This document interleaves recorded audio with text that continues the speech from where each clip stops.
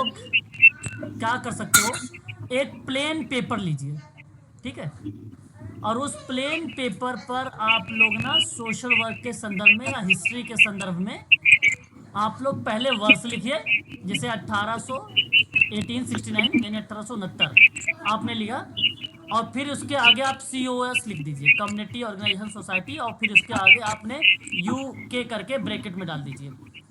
बस ऐसे करके आप लोगों को लगभग लगभग एक A4 साइज पेपर पे 25-30 फैक्ट लिख लीजिए वर्ष का, ठीक है। अब देखो, आपको ये काम करना है 7 डे। कैसे?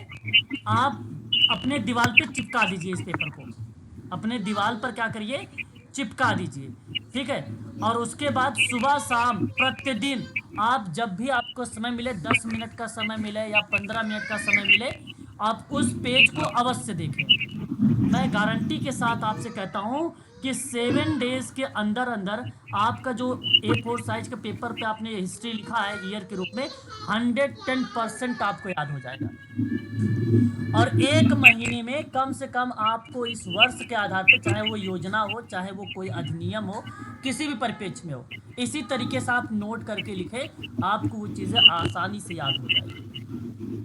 अपने दीवार पे आप चिपका सकते हैं, टेप लगा सकते हैं, या कोई फेविक्विक लगा सकते हैं, उससे चिपका के आप ऐसा काम करें, ठीक है। जवाहर जी, ये एक आसान सा तरीका है जो जी मैंने सर। आपको बताया, यही बेटर ऑप्शन है। या तो दूसरी बात, ये एक और तरीका बताता हूँ।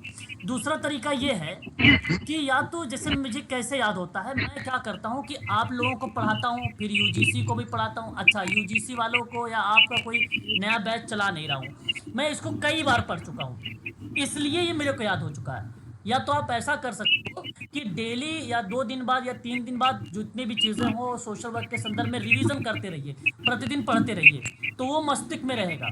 या आप किसी को पढ़ाइए, या आप किसी के वर्ष के बारे में बताइए कि ये वर्ष में उस समय ये बात हुई थी, ये बात हुई थी, ठीक है। तब इससे क्या चीज़ होती है, तभी आपको वो याद रहेगी। या आप किसी को बता रहे हो, या बोल रहे हो, या पढ़ा रहे हो किसी को, ठीक है, इस तरीके से करोगे तो भी वो चीज़ें आसानी से याद हो जाएंगी, ठीक है। तो यही दो तरीका है, रट्टा मारेंगे अगर आज आप, तो कल फिर भूल भी जाएंगे, 10 दिन बाद फिर भूल जाएंगे। लेकिन जब चीज़ें कोई आप बार बार रिपीट करते हो या प्रैक्टिस में होती है कोई चीज़ें, तो वो जल्दी भूलता नहीं है, याद रहता है ना। भाई म्यूट हो जाओ, भाई म्यूट हो जाओ। हाँ, म्यूट हो जाइए प्लीज़। कोई बच्चा है अनम्यूट है, कौन म्यूट है भाई? बताइए, अनम्यूट कौन है? सिराज? अवनीश है हाँ सर, अवनीश। हो गए अच्छा, सर, कोई हो सर गए। अवनीश भाई हैं, कोई अवनीश भाईजान। चलिए ठीक है, अवनीश जी म्यूट हो जाइए, है ना। तो ये है तरीका याद करने का। और क्योंकि देखो, ऐसे मैंने भी किया है, जो जिस तरीके से मैंने किया है ठीक उसी प्रकार से मैं आपको भी बता रहा हूँ, ठीक है। मैं आपको भी वही तरीका बता रहा हूँ, तो ये सबसे अच्छा मुझे लगता भी है ना। या तो आप पढ़ाएं, या तो फिर आप इसको A4 साइज पे नोट करें, उस तरीके से पढ़ें। बाकी कोई भी चीज़ें आएगी तो उसके बारे में मैं आपको बताऊंगा, या तो आप उसके वर्ष के बारे में और बच्चों से डिटेल चाहते हैं ना, तो ग्रुप में मैसेज डाल दीजिए कि 1869 पर कमेंट करें, टिप्पणी डालें, बट ऐसे लिख दो कोई भी एक वर्ष, 1601 1601 पर कमेंट करें, ठीक है। 5 महामंदी क्या है, 5 महामंदियाँ, ठीक है, इस पर कमेंट करें प्लीज़। इसके बारे में कोई बच्चा इन्फॉर्मेशन दे या सर इन्फॉर्मेशन दे, इस तरीके से मैसेज डाल सकते हो, तो कोई ना कोई ज़रूर टाइप करेगा आपके ग्रुप में, है ना। तो उससे आपको क्या होगा, जब जब कोई व्यक्ति दूसरा टाइप करके भेजता है छोटे में, तो आप उसी को पढ़ते हो ना, तो वो चीज़ें याद हो जाती हैं। वही चीज़ अगर आप लिख के पढ़ते हैं, अपने से करके खोज खोज के पढ़ते हैं, तो वो जल्दी याद नहीं होता। जब कोई दूसरा भेजता है तो उसके संदर्भ में आपको जल्दी वो चीज़ें याद होती हैं। खासकर ये साइकोलॉजी का एक प्रकार का आप समझ सकते हो फैक्टर है ना।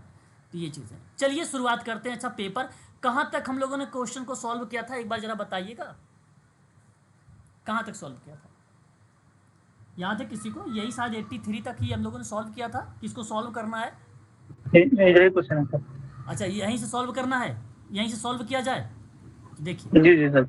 तो आज का ये पहला सवाल, ये पेपर होना था दिसंबर 2024 में, पेपर हुआ 8 जनवरी को, सोशल वर्क 2025, ठीक है। 8 जनवरी 2025 में सोशल वर्क का पेपर हुआ, और इसी पेपर को मैं सॉल्व करवा रहा हूँ, और क्वेश्चन नंबर 83 पर आ चुका हूँ। आज की ये वीडियो पार्ट 3 है, ठीक है। तो ध्यान से सुनिए, कहता है कि वैयक्तिक कार्य में किन समस्याओं को सुलझाया जाता है। देखो, बड़ा आसान सवाल है भाई, बहुत आसान सवाल है। जरा आप मुझे बताइए कि सोशल केस वर्क में किन समस्या को सुलझाओगे। ये 4 विकल्प है और फिर उसके बाद नीचे सही उत्तर का चयन करना होगा आप लोगों को। बताइए प्लीज, अपने सर प्रस्तुत करें। दूसरा सर सर। इसमें फोर चारों में अच्छा, कुछ बच्चे सभी को कह रहे हैं तो कुछ बच्चे यहाँ पर जो रिप्लाई कर रहे हैं वो कुछ ही ऑप्शनों को, लेकिन मैं बताता हूँ। पहला ऑप्शन कहता है सापेक्षता सीमित समस्या। पहला विकल्प देखिए, सोशल केस वर्क में ये जो सापेक्षता सीमित समस्या लिखा हुआ है, विशेष रूप से कुछ मामलों में सीमित होता है ये। यहाँ जैसे आप ये कह लीजिए, जहाँ वे एक दूसरे के सापेक्ष एक समान गति में हैं, तो उस क्रिया में ये कार्य करता है। पर्टिकुलर कोई व्यक्ति या कोई क्लाइंट अगर समस्या से ग्रसित है तो वो समस्या वहाँ पर जो है उस पर्सन की, तो वो सीमित समस्या हो सकती है। लेकिन अगर मैं कहता ग्रुप वर्क और कम्युनिटी वर्क में, तो वो समस्या सीमित की बजाय व्यापक हो सकती है, सीमित की जगह व्यापक होती है। लेकिन यहाँ केसवर्क के रूप में बात किया गया है, तो केसवर्क एक शब्द आता है सीमित, तो एक पर्टिकुलर व्यक्ति पर बल देता है, तो इसलिए ये सीमित समस्या होता है। यानी पहला पॉइंट आपका सही है, गलत नहीं लिखा हुआ है। दूसरी पॉइंट कहता है कि सापेक्षता गंभीर और व्यापक अंतर्वैयक्तिक और अंतरावैयक्तिक। देखिए यहाँ सबसे इंपॉर्टेंट बात यह है कि अंतर्वैयक्तिक और अंतरावैयक्तिक समस्या लिख दिया। बाकी व्यापक लिख रहा था, गंभीर लिख रहा था और सापेक्षता लिख रहा था। ये तीनों बातें जो है ना, ग्रुप वर्क को भी रिलेट कराती हैं और कम्युनिटी वर्क को भी रिलेट कराती हैं। लेकिन जैसे ही हम लोग अगले पॉइंट पर नजर डालते हैं अंतर्वैयक्तिक में और अंतरावैयक्तिक में, तो आ जाता है केस वर्क। अंतरावैयक्तिक क्या होता है, एक लाइन में सुनिएगा। दो व्यक्तियों के बीच या व्यक्तिगत संबंधों के संबंध में, ठीक है, या व्यक्तिगत संबंधों से संबंधित है, या दो व्यक्तियों के बीच में विचार कर रहे हैं या उसकी प्रॉब्लम का सॉर्ट आउट कर रहे हैं, या आप अध्ययन कर रहे हैं, निदान कर रहे हैं, उपचार कर रहे हैं, तो वो उस क्रिया को अंतर्वैयक्तिक कहा जाता है। तो मैं एक लाइन में बताता हूँ, दो व्यक्तियों के बीच की एक्टिविटी अंतर्वैयक्तिक कहलाती है। क्या कहलाती है? अंतर्वैयक्तिक कहलाती है। दो लोगों के बीच का जो संबंध है, दो लोगों के बीच के जो संबंध है, जैसे परिवार हो गया, प्रेम संबंध हो गया, दोस्ती हो गई, वो अंतर्वैयक्तिक होता है। क्या होता है वो? अंतर्वैयक्तिक होता है। लेकिन एक बात और आ रही है कि अंतरावैयक्तिक क्या होता है। समझिए, एक अंतरावैयक्तिक है और एक अंतर्वैयक्तिक है। अंतरावैयक्तिक यहां दो या दो से अधिक लोगों के बीच विचार और भावना या अनुभव को आदान प्रदान करना। तो दो या दो से अधिक बीचों में अगर परिवारों की बात करते हैं, जो परिवार के सदस्य है ना, उन पर जब आप कार्य करना शुरू करेंगे, परिवार के सदस्यों पर, तो वो एक्टिविटी कहलाती है अंतरावैयक्तिक। या जैसे हम किसी क्लाइंट का समस्या का समाधान करते हैं, तो इसका मतलब ये नहीं कि परिवार का ही, पड़ोस का भी जानकारी लेते हैं हम लोग, है ना। पड़ोस की भी इंफॉर्मेशन हम लोग क्या करते हैं, कलेक्ट करते हैं। ठीक है, याद रखिएगा।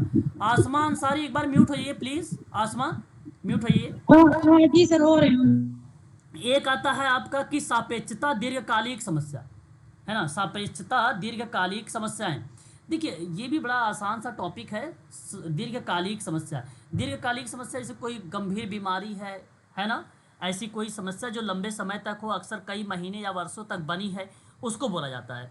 तो जैसे कि समस्याएं तो समाज में बहुत है। एक व्यक्ति की समस्या स्वास्थ्य के संदर्भ में हो सकती है, वो लंबे समय से भी हो सकती है, वो भी व्यक्तिगत कार्य के अंतर्गत आएगा। ठीक है, सामाजिक समस्या भी हो सकती है, आर्थिक समस्या भी हो सकती है, राजनीतिक समस्या भी हो सकती है, हृदय रोग, मधुमेह, कैंसर, ऐसी बीमारियां कम से कम 1 साल तक चलती हैं और उनके लिए निरंतर चिकित्सा की आवश्यकता होती है।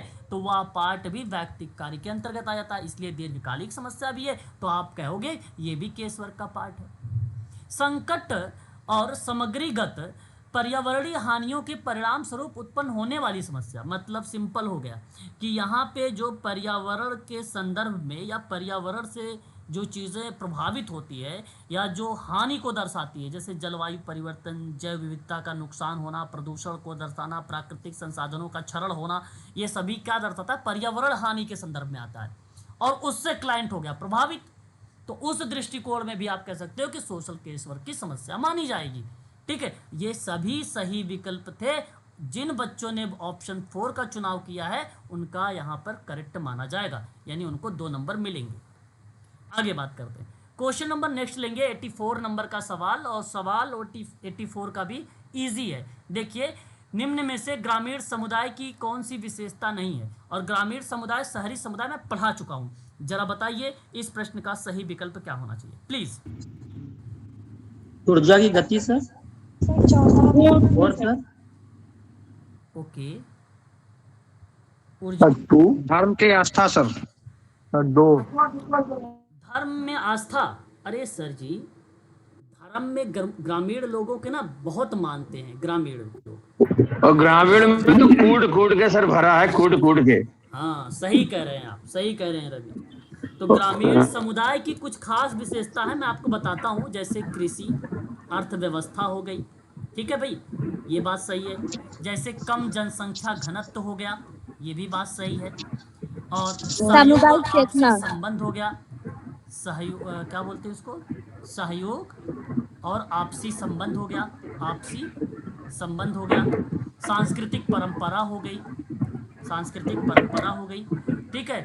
आप कह सकते हो पड़ोस और भूमिका हो गया, धर्म आस्था हो गया, सामुदायिक चेतना यानी भी फीलिंग हो गया। ये सभी क्या है, विशेषता है। लेकिन ऊर्जा और गति, और है सर, और हाँ, ऊर्जा और गति थोड़ी ना ग्रामीण समुदाय की विशेषता है भाई, ये तो बात सही है, इसमें कोई दो राय नहीं है। ऊर्जा और गति के बीच एक मजबूत संबंध तो होता है, लेकिन गतिज ऊर्जा का एक वस्तु से उसकी गति के कारण निहित ऊर्जाएं होती है। ये जानते हैं, केमिस्ट्री का पार्ट डाल दिया इसमें, समझो, अलग पार्ट डाल दिया इसमें, ठीक है। तो ये मैं आपसे कहूंगा कि ऑप्शन नंबर 4 अगेन हुआ है, और जिन बच्चों ने जवाब दिया है 4, उन्हीं का ये ऑप्शन सही है। क्वेश्चन नंबर देखिए 85, निम्नलिखित में से इसकी शुरुआत किए जाने के क्रम लगाइए। अब देखो, मैं आपको यहाँ पे क्रम बताऊंगा, और इन क्रमों को आप लोगों को ध्यान में रखना होगा, है ना, परीक्षा के लिए इंपॉर्टेंट है। तो पोषण अभियान एक है जो 2018 में आया था, सर्व शिक्षा अभियान है जो 2001 में आया था, उन्नत भारत एक अभियान है जो 2014 में आया था, निर्मल भारत एक अभियान है जो 2012 में आया था। अब आप इसी को क्रम में लगा सकते हो, क्रम में आप लगा सकते हो। बताइए कौन सा क्रम सही जाना चाहिए इस प्रश्न का?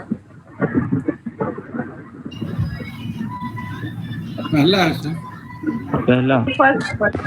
सर देखो सर, म्यूट करवा दो आप, सर म्यूट करवा दो, रिकॉर्डिंग देखने में सर दिक्कत होती है सर। अच्छा जी, म्यूट हो जाइए भाई, म्यूट हो जाइए थोड़ा सा, है ना। चलो, बहुत बढ़िया है। अब यहाँ पे देखो, आपने कहा कि पहला सही होगा, तो पहले नंबर पे 2001 आया है, चलो ठीक है, बी कर लिया।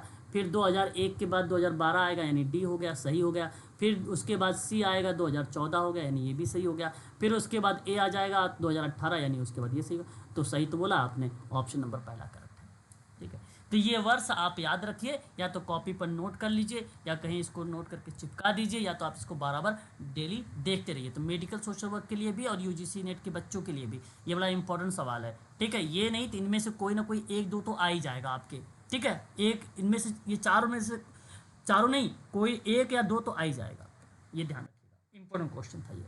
अगले सवाल पे रुक करते हैं हम लोग। शोध समस्या सामान्य रूप से संबंधित होती है, जरा बताइए। शोध समस्या सामान्य रूप से डैश से संबंधित होती है, किससे संबंधित होती है? समस्या पाने में अनुसंधानकर्ता द्वारा कुछ कठिनाइयों के अनुभव, है ना। विकल्प नंबर 2 यानी बी सही है। देखो, कठिनाइयों को तैयार समाधान, ये गलत जवाब है। शोध समस्या सामान्य रूप से समाधान पाने में जो अनुसंधान करता होता है, यानी जो आप लोग हैं, सोशल वर्कर हैं आप लोग के द्वारा कुछ कठिनाइयों के अनुभव से संबंधित होता है, और ये सामान्य रूप से इसको माना जाता है, ऐसा सामान्य बात है, ये नॉर्मली इस चीज़ को डिफाइन करता है, ठीक है। तो मैं आपसे कहूँगा कि बी वाला यानी ऑप्शन इसका करेक्ट होगा, क्वेश्चन नंबर 86 का। कौन सा मातृत्व स्वास्थ्य से संबंधित धारणीय विकास लक्ष्य है? बहुत इंपॉर्टेंट है, इस सवाल को ध्यान रखिएगा। 1 से लेकर 10 तक के जो गोल हैं, इनको आपको याद रखना है, याद रखिएगा। 1 से 10 के बीच में आ जाएगा, हालांकि कुल टोटल 17 गोल हैं, कुल टोटल 17 है, लेकिन 1 से 10 तक आपको याद रखना है। 2015 से लेकर 2030 तक चलाया गया है इसका सस्टेनेबल डेवलपमेंट गोल SDG, और सवाल है कि मातृ स्वास्थ्य से संबंधित कौन सा है, ये आपको बताना है। क्वेश्चन नंबर आपके सामने 87 नंबर का, क्या तीसरा सही होना चाहिए? बताइए। इस प्रश्न का सही विकल्प होगा एसडीजी। आप लोगों का जो गोल है वो तीसरा वाला सही माना जाएगा।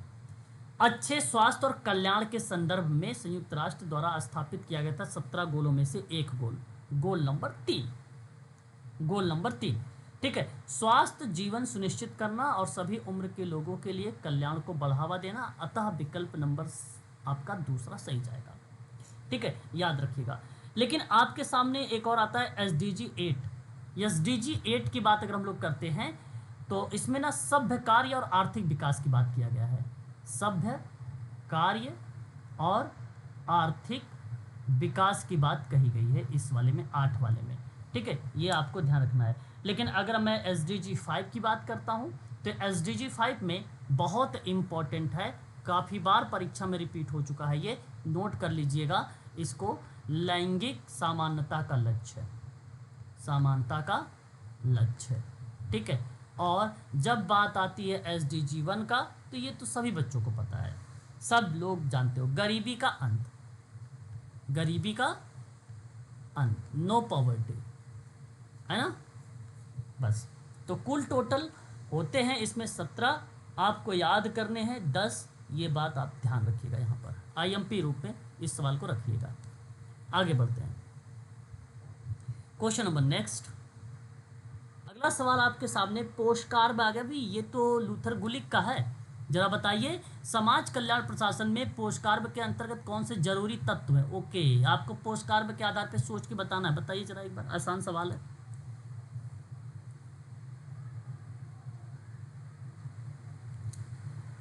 सिराज, क्या जवाब देना चाहोगे? सर दूसरा। सर तीसरा होगा सर। तीसरा, ओके। चलिए एक बार जरा ध्यान से सुन लीजिए।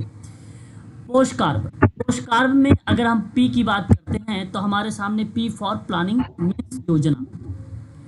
ओ की बात करते हैं तो इसका मतलब है ऑर्गेनाइजेशन, इसका मतलब हो गया आयोजन या आप इसे कह लीजिए संगठन। एस फॉर स्टाफिंग यानी कर्मचारी की आप भर्ती यहाँ पे आप कह सकते हैं, है ना।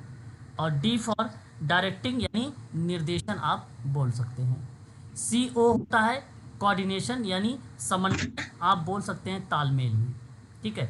और आर का मतलब रिपोर्ट और बी का मतलब बजटिंग सर। बजट। बिल्कुल सही जवाब आया आपका। तो ये तत्व है, ये तत्व है, हमें आइडेंटिफाई करना है इनमें कौन कौन सा है या कौन कौन सा नहीं है। तो जैसे एक तो बजट हो गया आपका, पहला वाला होगा, दूसरा आपका कर्मचारी हो गया यानी स्टाफिंग वाला हो गया, और डी वाला आपका संगठन हो गया यानी ऑर्गेनाइजेशन हो गया, और उसके बाद कोऑर्डिनेशन यानी ई वाला समन्वय होगा। लेकिन देखो कहीं सहयोग शब्द नहीं लिखा हुआ था, इसमें मैंने कहीं सहयोग नहीं पढ़ाया, अभी बताया, बजट बताया है, कर्मचारी बताया है, और आपका संगठन बताया है, ठीक है, और आपको समन्वय बताया है, सहयोग नहीं बोला है। इसलिए ए सी डी ई वाला जिस विकल्प में जाएगा वो विकल्प आपका सही माना जाएगा, ठीक है। देखो अगर हम बात करते हैं प्लानिंग के बारे में, तो प्लानिंग होता क्या है? भविष्य की गतिविधियों के लिए एक ना रोड मैप बनाने की समझो प्रक्रिया है, तो उसको हम लोग प्लान करते हैं। कोई काम करने से पहले आपको प्लान बनाना पड़ेगा, बिना प्लान का काम ही नहीं होता है। दूसरा पार्ट आता है स्टाफ का लेकर, दूसरा पार्ट किससे आएगा? संगठन को लेकर। तो अगर हम संगठन की बात करते हैं तो संसाधनों की व्यवस्थित करना और कार्यों का विभाजन करने की जो प्रक्रिया होती है, या जहां डिफाइन किया जाता है स्पष्ट तरीके से जिम्मेदारियों को दर्शाया जाता है, वो संगठन के द्वारा दर्शाया जाता है, ठीक है। एक होता है कर्मचारी स्टाफिंग, कर्मचारियों की भर्ती हो गया, प्रशिक्षण हो गया, विकास की प्रक्रिया हो गई, वो कर्मचारी या तो स्टाफिंग शब्द आता है। डायरेक्टिंग एक होता है, डायरेक्टिंग कर्मचारियों को प्रेरित करने के लिए, मार्गदर्शन देने की प्रक्रिया में संचार करना, कार्यों को सौंपना, कर्मचारियों का उनका समर्थन करना, ये चीज़ें दर्शाता है निर्देशन यानी डायरेक्शन, ठीक है। कोऑर्डिनेशन बड़ा आसान है, समन्वय, प्रदर्शन की निगरानी और मूल्यांकन की प्रक्रिया होती है, डेटा कलेक्ट किया जाता है, यहाँ पर समीक्षा किया जाता है और फिर आवश्यकता के आधार पर उसमें सुधार किया जाता है, तो वो कोऑर्डिनेशन पार्ट होता है। सर डी फॉर क्या है सर? सॉरी, डी फॉर क्या है सर? डी फॉर डायरेक्टिंग निर्देशन नहीं सर, डी लास्ट में B for budget, B for budget. फिर उसके बाद रिपोर्ट आपका आता है, मूल्यांकन करना वगैरह डिटेल आ जाएगा। फिर उसके बाद रिपोर्ट में, उसके बाद आता है बजट लास्ट में। बजट क्या होता है? वित्तीय संसाधनों का मैनेजमेंट की प्रक्रिया होती है, आय व्यय का निर्धारित करना, खर्चों की निगरानी करना, वित्तीय लक्ष्यों को दर्शाना, इस प्रक्रिया में इसका नाम हम लोगों को देखने को मिलता है। तो ये पोस्ट कार्ब है जो लूथर गुलिक के द्वारा बेसिकली दिया गया था। तो बड़ा फेमस रहा ये मैनेजमेंट। सबसे पहले पोस्ट कार्ब में अगर किसी व्यक्ति ने अपना रोल अदा किया है तो वो हेनरी फ्योल का नाम आया था सबसे पहले, है ना। हेनरी फ्योल ने मैनेजमेंट के संदर्भ में बताया था। लेकिन लूथर गुलिक ने एक कीवर्ड दिया पोस्ट कार्ब, और उसी पोस्ट कार्ब को यहाँ पर इन्होंने लूथर गुलिक महोदय के द्वारा डिफाइन किया गया। ठीक है, तो हम चाहेंगे कि इस बात को आप सभी लोग ध्यान रखें, परीक्षा के लिए इम्पोर्टेंट हो सकता है ये सवाल भी, है ना। आगे बढ़ते हैं। तो इस सवाल में देखिए, पहले ऑप्शन देख लीजिए, ए सी डी ई किसी में है कि नहीं है तो सेकंड वाले में, सेकंड वाला विकल्प सही है ना। आगे देखिए क्वेश्चन नंबर नेक्स्ट। अगला सवाल आपके सामने यहाँ पर है कि आपको सम्मिलित करना है किताब के आधार पे। बड़ा अच्छा सवाल है, हम चाहेंगे कि इस सवाल के संदर्भ में आप चीज़ों को याद भी रखें, सबसे बेटर माना जाएगा। ठीक है, चलिए एक बार यहाँ पर इस पर विचार करिए कि सोशल पॉलिसी क्या है, सोशल पॉलिसी एंड इंट्रोडक्शन, और ये कॉन्सेप्ट सीधा सीधा मैच होता है रिचर्ड टिटमस का नाम, जब भी सोशल पॉलिसीज़ में आता है, यानी 4 नंबर से ये मैच होता है। ठीक है, और रिचर्ड टिटमस महोदय के द्वारा ये कॉन्सेप्ट सन 1998 की प्रक्रिया में बेसिकली दर्शाई भी गई थी, 1998 के दौर में।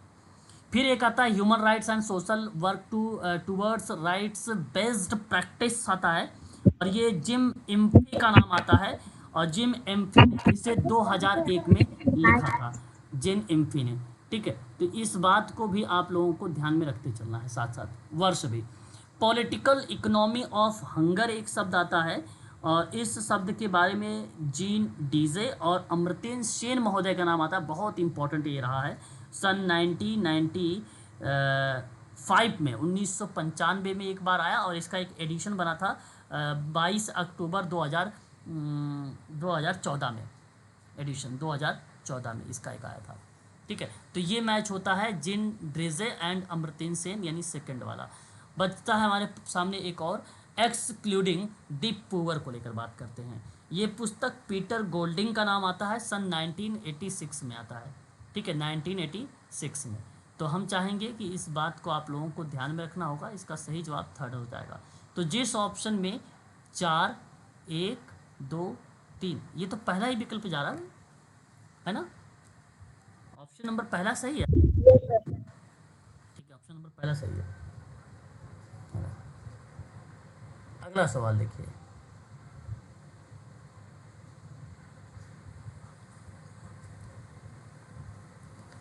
आधारित सिद्धांत प्रक्रिया के चरण को उचित क्रम में व्यवस्थित करिए। आधारित सिद्धांत की प्रक्रिया, है ना। ग्राउंडेड थ्योरी का नाम सुना है आपने? Yes sir. पढ़ाया है ना। अब बताइए जरा, ग्राउंडेड थ्योरी प्रोसेस के आधार पे इसके संदर्भ में बातें कही गई हैं, है ना। तो इसमें सबसे पहले आपको क्या करना, सीक्वेंस लगाना है। तो देखो, सबसे पहले शोध प्रश्न आपके पास तैयार होते हैं, ये बात सही है। फिर उसके बाद अगर हम लोग बात करते हैं तो आंकड़ों का संकलन होता है, आंकड़े आप कलेक्ट करते हैं, आंकड़े को आप क्या करते हैं, कलेक्ट करते हैं। उसके बाद टीकरण करना, यानी आपका बी पॉइंट। फिर उसके बाद आपका आता है निरंतर तुलना करना। फिर लास्ट में आपका आता है परिकल्पना का परीक्षण करना। तो टेस्ट वगैरह लास्ट में ही होता है, यानी लास्ट में ही इसका बेसिकली परीक्षण किया जाता है। ठीक है, अब सुनिएगा थोड़ा सा इसके बारे में, ये सवाल हम सभी लोगों के लिए बहुत इम्पॉर्टेंट माना जाएगा। जैसे देखिए, शोध प्रश्नों के आधार पे अगर हम लोग जब बातचीत करते हैं इस दृष्टिकोण में, तो हम इसे कहते हैं डिस्कवरी क्वेश्चंस, पहले वाले पॉइंट को। दूसरे वाले पॉइंट को कलेक्शन डेटा बोलते हैं। तीसरे वाले पॉइंट को हम लोग जो है कूट करना, यानी आप यहाँ कह सकते हैं काउंटर फैक्टरिंग शब्द या कोडिंग शब्द भी दर्शा सकते हैं इसके संदर्भ में, कूटकरण को लेकर, है ना, या किसी चीज़ को नकल करने के संदर्भ में दर्शा सकते हैं, है ना। और उसके बाद आता है आपका डी, निरंतर तुलना करना, मतलब एक प्रकार से कांस्टेंट कंपैरिजन पार्ट यहाँ पे शामिल है। फिर उसके बाद आपका एकदम लास्ट पॉइंट बचता है सी, परिकल्पना का परीक्षण करना, यानी टेस्टिंग ऑफ हाइपोथेसिस यहाँ पर भी लागू हो जाता है। तो ये बड़ा इंपॉर्टेंट क्वेश्चन है। ये है क्वेश्चन कहाँ से, तो ये सवाल है ग्राउंडेड थ्योरी से। ठीक है, कहाँ पर है, ग्राउंडेड थ्योरी से। ग्राउंडेड थ्योरी एक गुणात्मक शोध पद्धति है, ये मात्रात्मक नहीं है। ये क्या है, ये गुणात्मक शोध पद्धति है। इसका उपयोग व्यवस्थित रूप से डेटा एकत्र करने के लिए किया जाता है। गुणात्मक शोध हम इसलिए करते हैं या थ्योरी इसलिए लागू करते हैं, ग्राउंडेड थ्योरी, जिससे डेटा कलेक्ट हो सके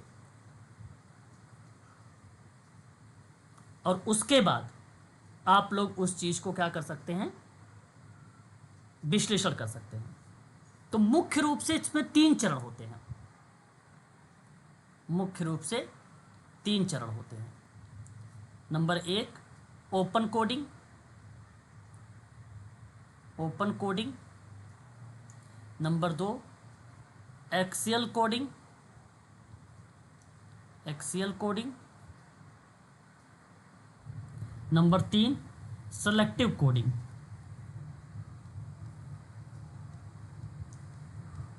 सेलेक्टिव कोडिंग। ये 3 तरीके के पार्ट होते हैं।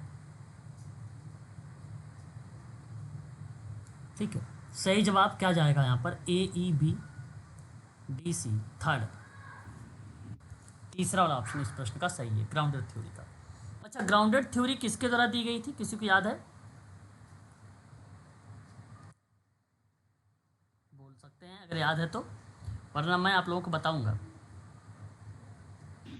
नहीं सर। अरे No. सर, याद होना चाहिए, मैं पढ़ा चुका हूँ। बर्नी ग्लेसर और एंसलम स्ट्रॉस का नाम आता है।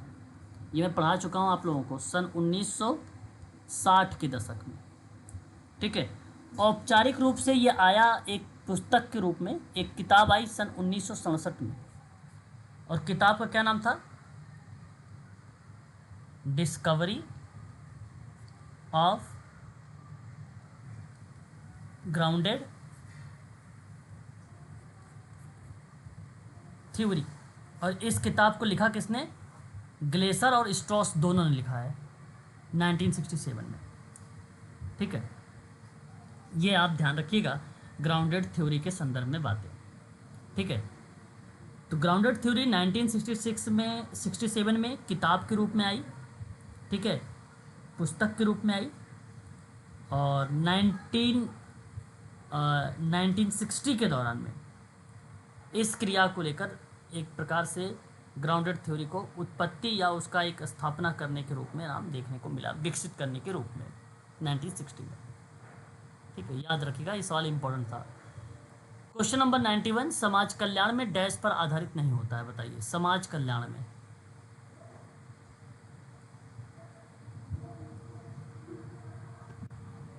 फोर्थ है सर, डी। सर चौथा था। चौथा होगा। जनसंख्या की व्यक्तिगत जरूरतें, समाज कल्याण में हम व्यक्तिगत जरूरतें की बात नहीं करते, सार्वभौमिक जरूरत की बात करेंगे, व्यक्तियों की जरूरत करेंगे। व्यक्तिगत का मतलब होता है पर्टिकुलर व्यक्ति, और व्यक्तियों का मतलब होता है कई व्यक्ति, सामान्य कुशल क्षेम शब्द, है ना। तो यहाँ अगर हम लोग बात करते हैं तो इस प्रश्न के आधार पे आपका जो पॉइंट जाएगा वो 4 वाला नहीं है। ठीक है, तो जनरल वेलबींग, वेलबींग का मतलब होता है कुशल क्षेम, वेलबींग व्यक्तियों की ज़रूरत, द नीड ऑफ इंडिविजुअल, और universal need of the population. तो ये है आपका 4 नहीं है, बस ये चीज़ ध्यान रखिए। कौन सा आधुनिक संगठन सिद्धांत का प्रकार है,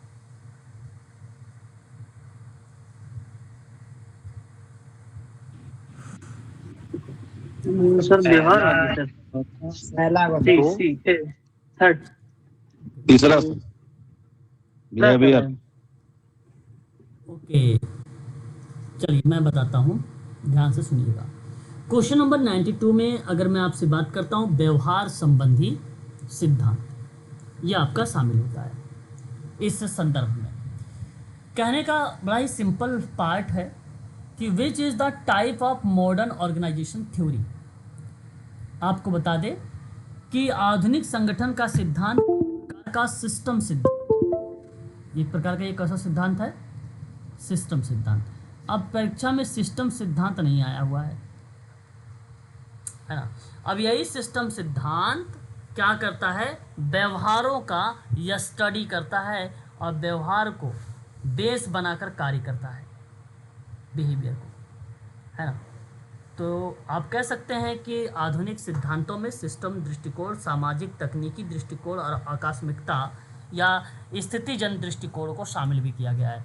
तो इस क्रिया में आधुनिक संगठन के सिद्धांत में दो और दृष्टिकोण आप याद रखिएगा। एक याद रखिएगा आकस्मिकता का शब्द, दूसरा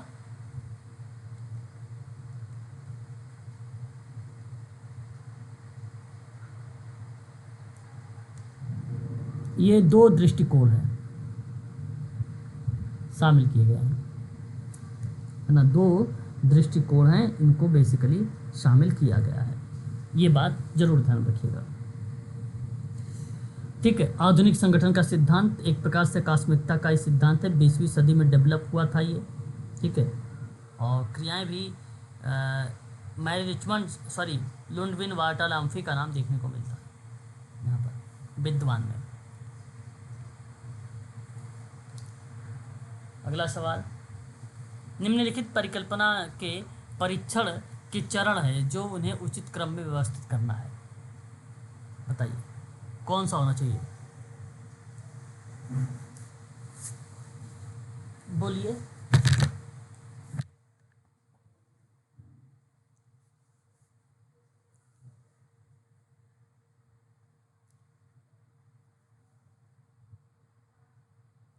नहीं पता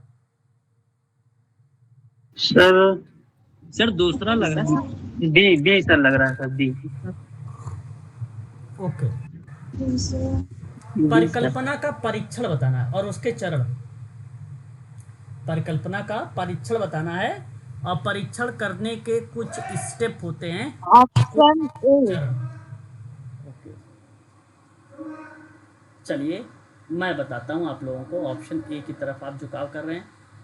देखिए, मुख्य रूप से अगर मैं आपसे बात करता हूं, परिकल्पना परीक्षण में जनसंख्या के बारे में किसी दावे का समर्थन करने के लिए, मूल्यांकन करने के लिए एक संरचित प्रक्रिया को शामिल करते हैं। जहां अगर हम बात करें, हमारे सामने आता है सबसे पहले शून्य परिकल्पना,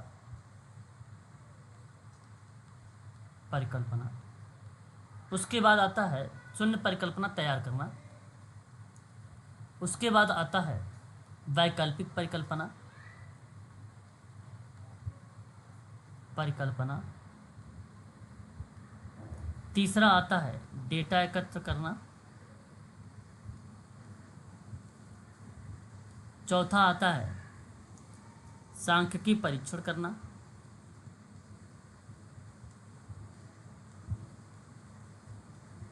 और पांचवा आता है परिणामों के आधार पर निष्कर्ष निकालना।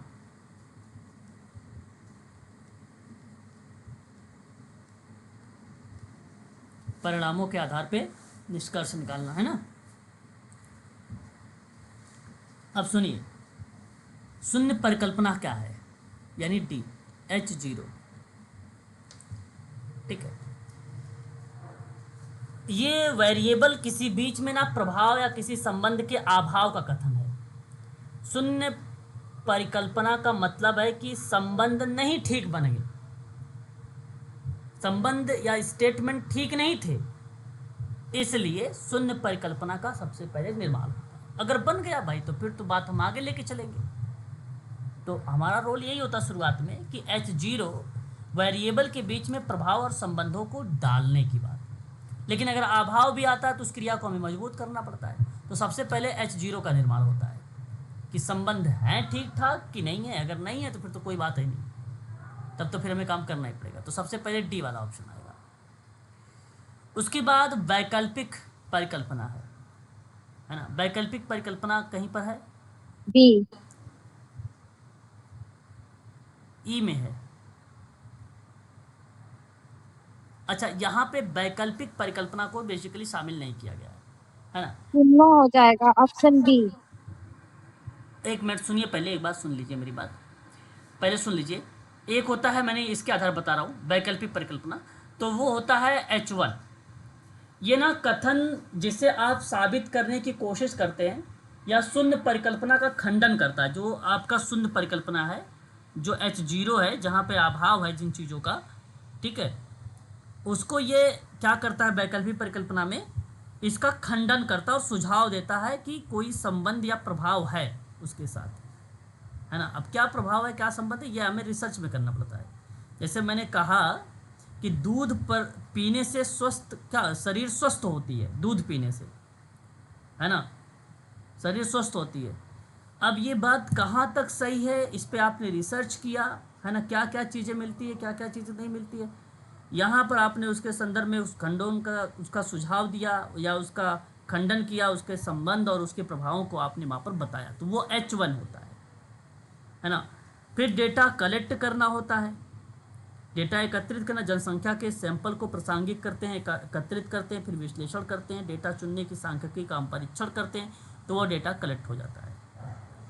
फिर एक आता है हमारे सामने कि सांख्यिकी परीक्षण करना, ठीक है, तो हम पी मान की अल्फ़ा से तुलना करते हैं, है ना, स्तर को कम या बराबर रखते हैं, तो उस क्रिया में ये चीज़ें बनती है, आपका डेटा एकत्र करना, सॉरी सांख्यिकी परीक्षण बनता है।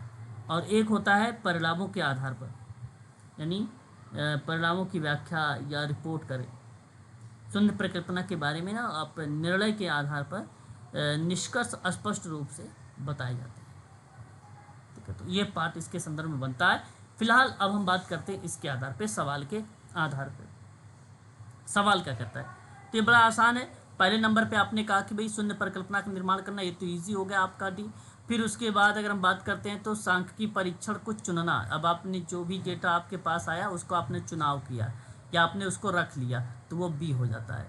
फिर उसके बाद अगर हम बात करते हैं तो सिग्निफिकेंस लेवल ऑफ निर्दिष्ट करना। सिग्निफिकेंस ऑफ लेवल जानते हैं क्या होता है? स्पेसिफाई द सिग्निफिकेंस लेवल है एक, है ना, महत्व स्तर को निर्दिष्ट करता है एक प्रकार से ये।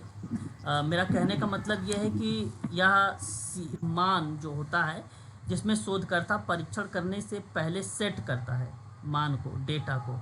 आपको मैंने पढ़ाया भी है, दो तरीके के मान होते हैं। एक मान होता है 0.05 होता है और एक होता है 0.01 का मान। इस पर हम लोग क्या करते हैं, रिसर्च करते हैं या शोध करते हैं, तो हम आइडेंटिफाई करके उन चीज़ों को बताते हैं, ठीक है। और उसके बाद आता है आपका चौथे नंबर पर सी वाला पॉइंट कि सांख्यिकी परीक्षण की गणना करना, ठीक है। सांख्यिकी परीक्षण का आपने क्या कर रहे हैं, गणना कर रहे हैं। तीसरी वाला पॉइंट कैलकुलेटिंग स्पेशल या स्टैटिक्स टेस्ट का पार्ट होता है इसमें, है ना। और शोध प्रश्न और डेटा प्रकार के उपयुक्त परीक्षण की पहचान शामिल है इसमें, है ना। गणना करते समय उपयुक्त परीक्षण क्या था, माध्य की तुलना करना पड़ता है, वेरिएबल के बीच संबंधों का आकलन करना पड़ता है, ठीक है। आपस में डेटा की जो प्रकार होते हैं उनका हमें सारी चीज़ें ध्यान में रखनी पड़ती है।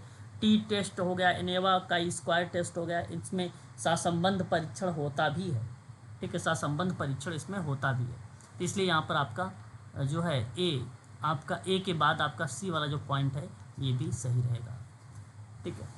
देन इसके बाद आता है लास्ट में ई, शून्य परिकल्पना को निरस्त करना या अस्वीकार करना होता है ये, है ना, रिजेक्ट करना या एक्सेप्ट करना, नल हाइपोथेसिस। और मैं आपको पढ़ा भी चुका हूँ इसमें 0.05, 0.1, है ना। तो शून्य परिकल्पना का आम तौर पर तब खारिज किया जाता है जब साक्ष्य दृढ़ता से सुझाव देते हैं तब, ठीक है।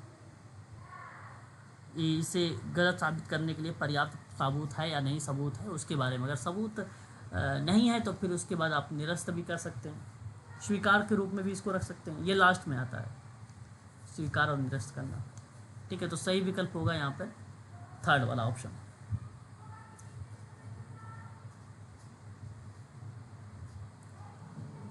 एक सवाल आता है 94 नंबर का सवाल, ठीक है।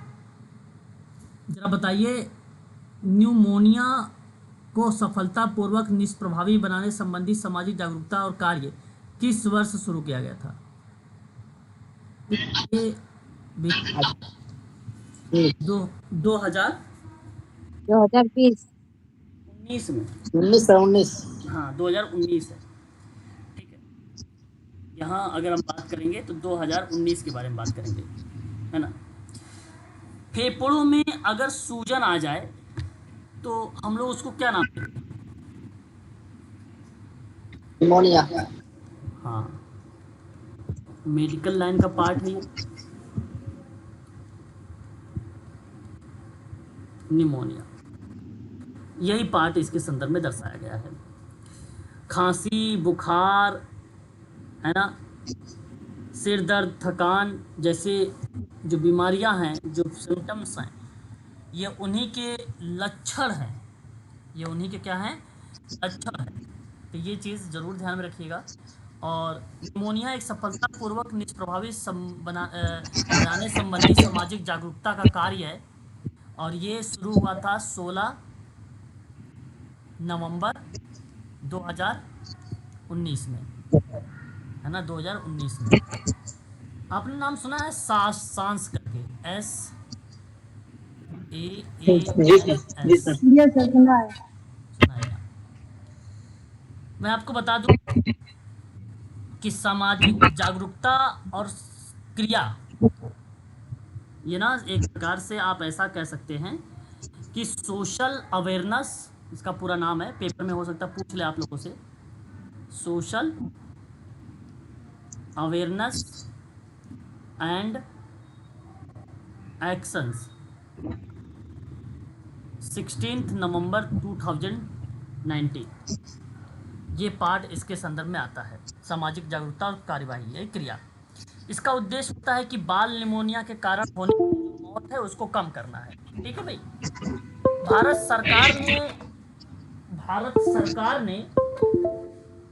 सरकार ने 2014 में ना निमोनिया और डायरिया की रोकथाम और नियंत्रण के लिए एकीकृत कार्यक्रम चलाया था, ठीक है। डायरिया और निमोनिया को रोकथाम के लिए 2014 में सरकार ने चलाया था। 5 वर्ष से कम आयु के बच्चों की जो डायरिया निमोनिया होती है, उनसे होने वाली मौतों का रोकथाम हमें करना है, ये चीज़ें बताई गई, है ना।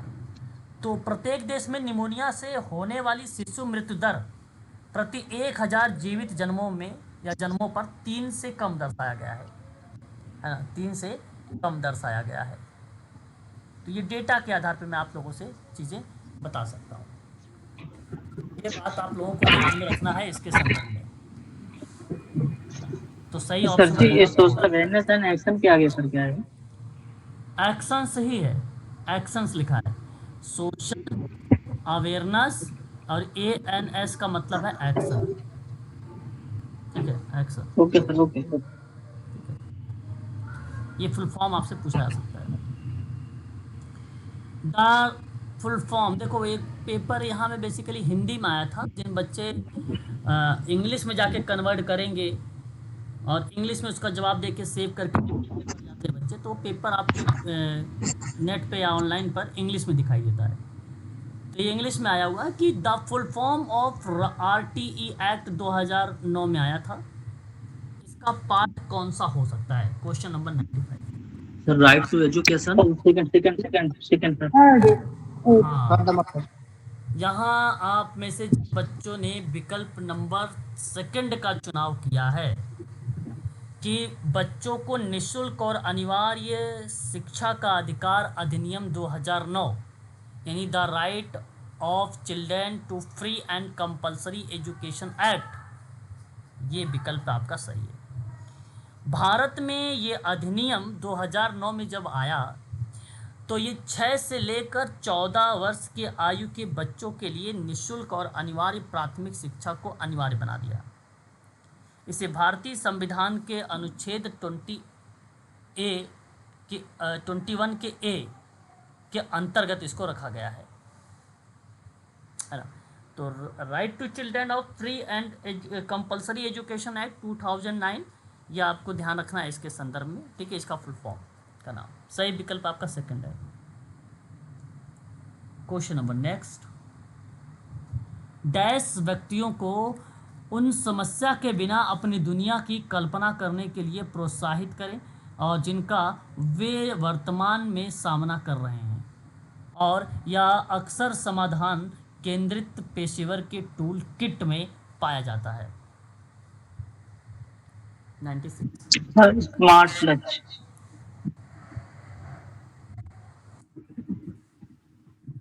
स्मार्ट लक्ष्य 3 नंबर से। समस्या युक्त वार्तालाप। प्रश्न आपने सही से नहीं पूछे हैं, मैं आपको बता रहा हूं। जवाब भी किसी बच्चे का सही नहीं आया है।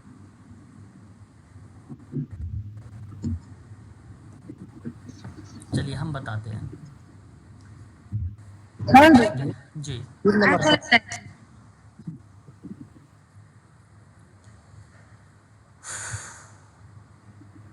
चलिए सर सुनिए मेरे से। इस प्रश्न के आधार पे अगर हम लोग जब भी बात करते हैं, सवाल बड़ा आसान होता है। ये सवाल कहता है कि समाधान केंद्रित व्यावसायिक व्यक्तियों को अपनी वर्तमान समस्या से मुक्त भविष्य की कल्पना करने के लिए उनको प्रोत्साहित किया जाता है। उन व्यक्तियों को उन समस्या के बिना, ठीक है, अपनी दुनिया की कल्पना करने के लिए प्रोत्साहित करें। ठीक है, ये बात तो सही है।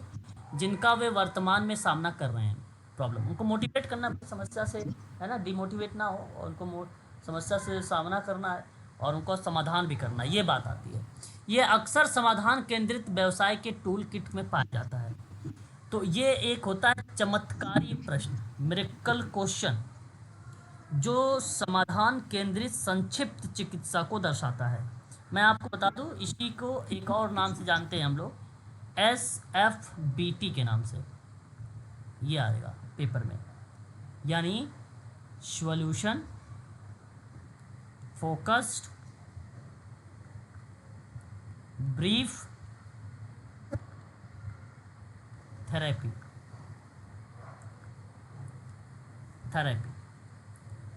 ठीक है, सुनिएगा।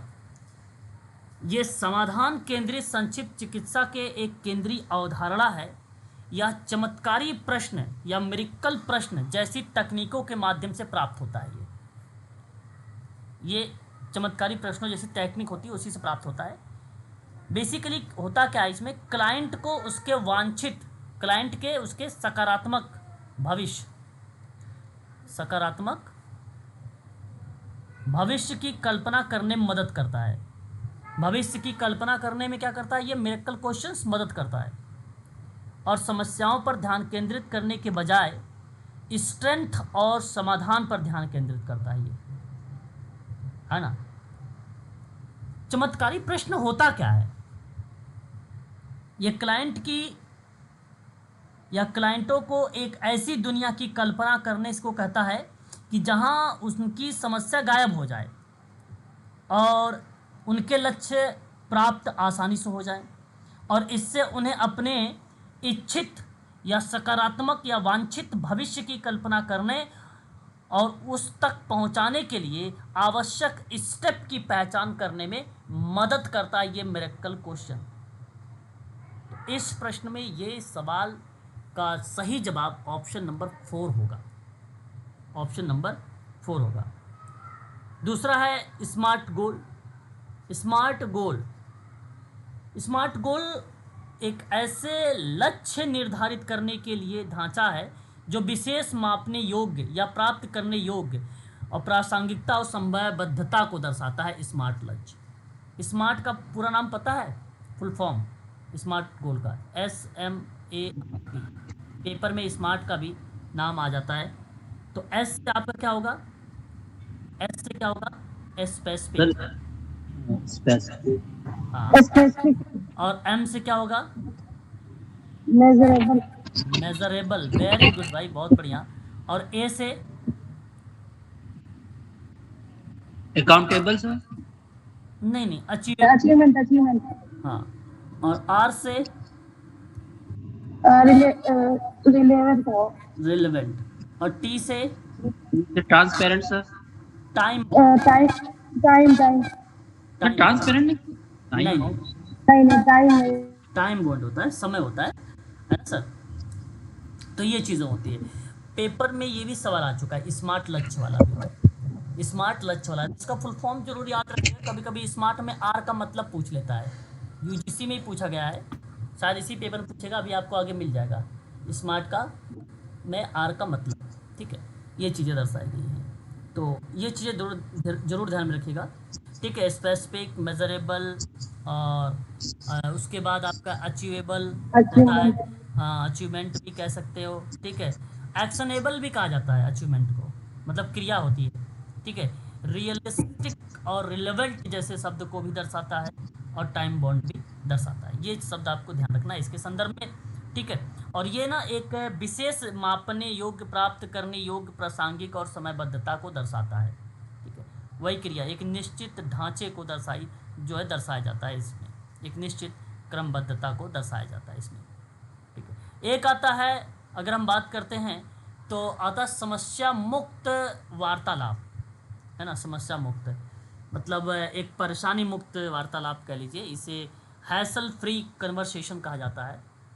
और मैं आपसे ये कह सकता हूँ कि ये वह क्रिया होती है जो स्वाभाविक और आकर्षक और भाग लेने में आसानी लगती है, बिना किसी अजीब या दबाव के आप क्रियाओं में पार्टिसिपेट कर सकते हैं। ठीक है, क्रियाओं में पार्टिसिपेट कर सकते हैं। तो इन संदर्भों में ये नाम हम लोगों को देखने को मिलता है, समस्या मुक्त वार्तालाप। ठीक है, तो ये चीज़ें हैं, और इस प्रश्न का सही जवाब जो होगा वो 4 वाला होगा। अच्छा सवाल था, इसमें 2 बातें बड़ी इंपॉर्टेंट है, एक तो स्मार्ट लक्ष्य और दूसरा ये। ठीक है, बहुत इंपॉर्टेंट है ये। परिवार मनोशिक्षा हस्तक्षेप पद्धति कौन से विषयों के बारे में विस्तार से सहयोगी या उपयोगी या उपयोग की जा सकती है या उपयोग होती है, बताइए। परिवार मनोशिक्षा हस्तक्षेप, पुनर्वास। 2 नंबर। ओके,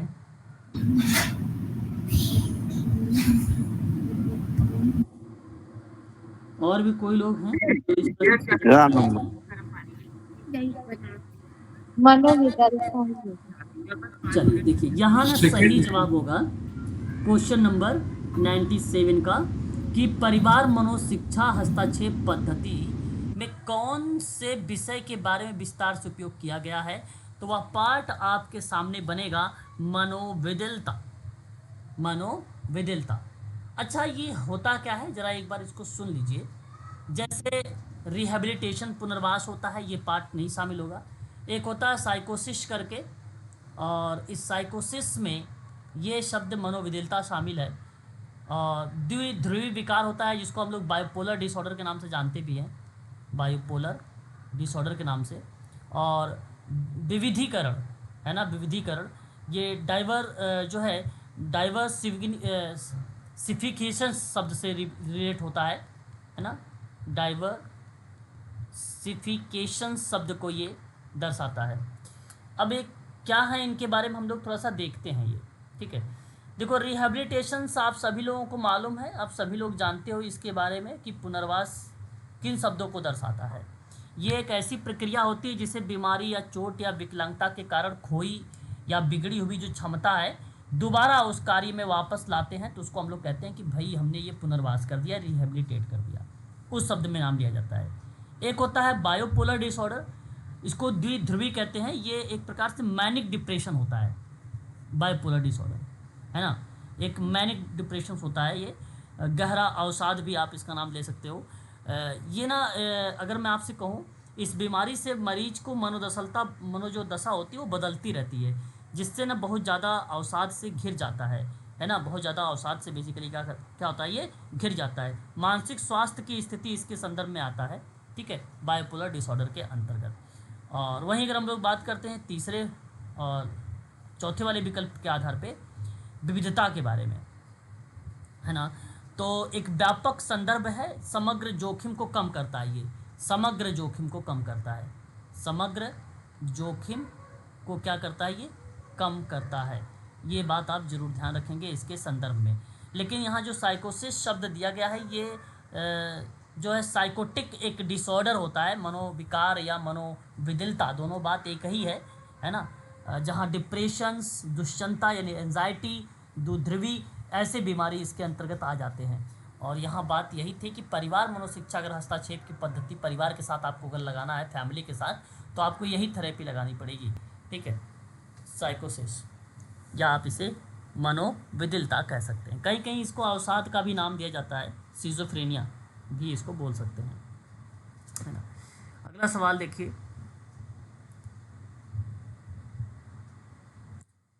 क्वेश्चन नंबर 98 कहता है कि सामाजिक समूह कार्य एक ऐसी विधि है जिसमें समूह का प्रयोग डैश के रूप में परिणाम प्राप्त करने के लिए किया जाता है ना। सामाजिक समूह कार्य एक मेथड है, अब मालूम है आप सबको, सहायक प्राथमिक पद्धति है ये, और इसका प्रयोग बताइए डैश के रूप में परिणाम प्राप्त करने के लिए किया जाता है।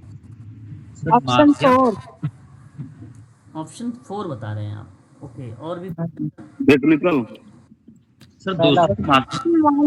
1 सर उपकरण सर। तीन उपकरण। टेक्निकल देखिए सवाल आप तकनीकी। समझ नहीं पाए हैं। माध्यम है सर। हाँ, माध्यम है। क्या है ये? माध्यम है। सुनिए, सामाजिक समूह कार्य ना एक विधि, एक ऐसी विधि है जिसमें ना सहयोगात्मक समस्या समाधान के माध्यम से बेहतर समाज कार्य और व्यक्तिगत विकास और पारस्परिक सहायता प्राप्त करने के लिए समूहों का उपयोग किया जाता है। तो ये माध्यम, ये सेंटेंस में आपको भरना था, ये आपको ना विकल्प में भरना था कि सामाजिक समूह कार्य एक विधि तो है, ये तो आपको मालूम भी है, वाल्टर एंड्रियास फ्रिडलैंडर ने दिया है, प्राथमिक विधि है ये। और इसका प्रयोग जो है, समूह का प्रयोग जो है माध्यम के रूप में प्राप्त करने के लिए किया जाता है। ट्रीटमेंट यानी किसका? सहयोगात्मक समस्या समाधान के माध्यम से, ठीक है, बेहतर समाज कार्य और व्यक्तिगत विकास और पारस्परिक सहायता प्राप्त करने के लिए किया जाता है। इसका सही विकल्प होगा ऑप्शन नंबर आपका सेकंड, ठीक है, माध्यम। आगे क्वेश्चन नंबर 99 देखिए, सवाल बहुत आसान है, ये बहुत आसान है, आप लोग खुद बता दोगे। समाधान केंद्रित संक्षिप्त एक चिकित्सा है, इसके क्रियान्वयन के लिए 5 चरण दिए गए हैं, उचित क्रम में बताइए। 5 चरण में से उचित क्रम कौन सा होगा? देखिए, अगर मैं आपसे बात करता हूं तो यहाँ एक शब्द आ रहा है मूल्यांकन, और ये आपका लास्ट में ही आता है मूल्यांकन ई, है ना, लास्ट में ही आता है। और देखो मूल्यांकन, बेसिकली मूल्यांकन से पहले हम फीडबैक वगैरह लेते हैं। क्या लेते हैं? फीडबैक वगैरह लेते हैं, तभी तुम इवेल्युएट कर पाएंगे। इसलिए आप कहेंगे कि लास्ट से जहाँ पे ई और डी ऑप्शन मिलेगा वो ऑप्शन आपका यहाँ पे सही जाएगा, ठीक है। ये आपका लास्ट से है। डी ई में आपका देखिए, अगर हम बात करते हैं तो एक तो दूसरा गया है और एक तो चौथा गया है, ठीक है। अब आइए पहले नंबर पर। पहला नंबर कहता है सेवा उपयोगकर्ता समाधान जो है उन्मुख कार्य की दिशा में जाते समय समस्या का वर्णन संक्षेप में करते हैं, ठीक है। संक्षेप मतलब होता है एक प्रकार से मेन कीवर्ड्स या मेन पॉइंट के रूप में। तो आपका ए होगा शुरुआती में, ए यहाँ पर भी है और ए यहाँ पर भी है, ठीक है। उसके बाद अगर हम लोग बात करते हैं तो देखिए, सेवा उपयोगकर्ता भली भांति तरीके से तैयार किए गए लक्ष्यों को विकसित करने के लिए अपनी प्राथमिकता वाले भविष्य का वर्णन करता है। तो आपने अध्ययन किया संक्षिप्त में, 10 गोल मिले, उसमें से आपने क्या किया, 2 या 3 या 4 को आपने टारगेट किया, प्रायोरिटी दी, तो यानी आपका दूसरा हो गया। तो ए और बी पहले हो जाएगा। फिर उसके बाद सी आ जाएगा, तो सी हो जाएगा पहचान करना, समस्या समाधान, समस्या का अनुभव ना कर रहे या कुछ सीमा तक अपना लक्ष्य प्राप्त कर रहे हों, तो उस क्रिया को दर्शाएगा, ठीक है। तो ये आपका A B C D E होगा। और यहाँ ऑप्शन में देखिए 4th वाला विकल्प जो जा रहा है ये आपका सही है, ए बी सी डी, ठीक है, ये ऑप्शन सही जाएगा। समस्या समाधान के लिए ये चीज़ें होती है। सबसे पहले हम स्टडी करते हैं, 10 गोल में से एक गोल को चुनाव करते हैं या 2 गोल का चुनाव करते हैं। फिर उसके बाद हम क्या करते हैं, समस्या पहचान करके उस पर अपना कार्य जो है संचालित कर देते हैं, यानी एक्टिविटी स्टार्ट कर देते हैं। अब एक्टिविटी के बाद आप लास्ट में पहुंचते हो तो फीडबैक और मूल्यांकन भी करते हो, ठीक है। चौथा विकल्प सही है। क्वेश्चन नंबर लास्ट लीजिए आज का, अंतर्राष्ट्रीय समाज कार्यकर्ता संघ, ये मैं आपको अभी हाल ही में पढ़ाया हूँ, है ना, यूनिट नंबर 1 का पार्ट है, ये पढ़ा चुका हूँ। कहता है कि IFSW इंटरनेशनल फेडरेशन हाँ तथा अंतर्राष्ट्रीय समाजकार्य विद्यालय संघ द्वारा हाल ही में दी गई परिभाषा में कौन सा नया शब्द जोड़ा गया? बहुत इंपॉर्टेंट क्वेश्चन। समाज न्याय। तो पहला सामूहिक उत्तरदायित्व। सामूहिक उत्तरदायित्व जोड़ा गया था। बिल्कुल सही तुक्का मारा। अगर आपने तुक्का मारा है तो ठीक है, अगर पता है तो भी नहीं सर, तुक्का नहीं मारा सर। चलो बहुत बढ़िया है। मुझे लगा कि तुक्का मारे होंगे आप। तो यहाँ करेक्ट स्टेटमेंट यही है। एक आप लोगों ने नाम सुना है international association of school of social workers, इसको हम लोग बोलते हैं ये नाम IASSW, और एक होता है IFSW। इन दोनों, ठीक है, इन दोनों ने हाल ही में अपनी एक परिभाषा दिया समाज कार्य के, और उसमें परिभाषा में शब्द जोड़ा है सामूहिक उत्तरदायित्व शब्द। ठीक है, सामूहिक उत्तरदायित्व शब्द। ठीक है, अच्छा ये कब जोड़ा था ये भी बता देता हूँ मैं आपको। ये अपडेट हुआ है 2019 में। कब जोड़ा था? 2019 में। ठीक है, ये शब्द आपको ध्यान में रखना है इसके संदर्भ में, है ना भाई। 2019 में ये क्रियाएं बेसिकली देखने को मिली थी हम लोगों को। ठीक है, आगे बस आज के लिए इतना ही रखिए, ठीक है ना। आगे हम लोग यहाँ से कल से करेंगे 101 नंबर से सवाल। 50 क्वेश्चन और बचे हैं, ठीक है, आप लोगों के। Thank you sir. ठीक है कोई बात सर। नहीं।